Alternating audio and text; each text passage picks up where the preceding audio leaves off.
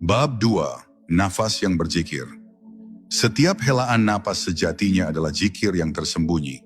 Saat engkau menarik napas, engkau menyebut tanpa suara hu, dan ketika engkau menghembuskannya, engkau mengucap Allah. Bahkan tanpa disadari, seluruh makhluk hidup berzikir dengan ritme kehidupan itu.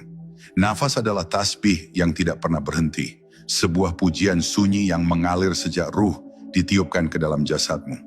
Namun manusia sering lupa bahwa adalah tanda cinta dari Tuhan. Ia mengira hidup ini berjalan karena kekuatannya sendiri.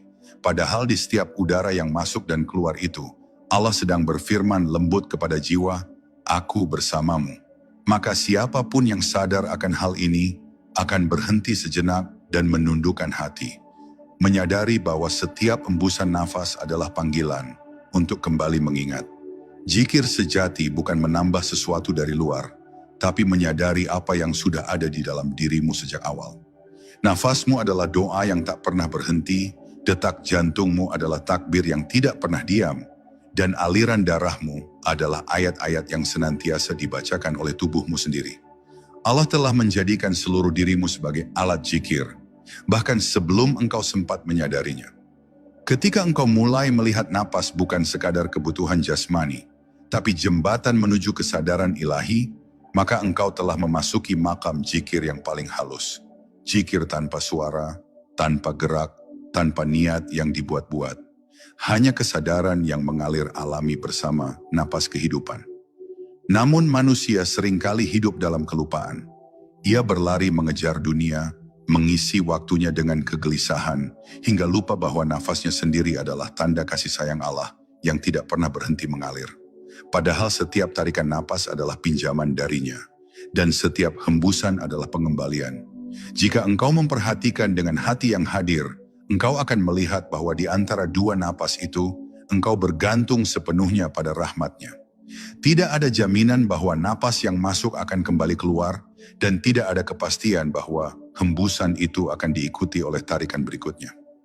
Kesadaran inilah yang melahirkan kerendahan hati, rasa syukur, dan cinta yang lembut terhadap Sang Pemberi kehidupan.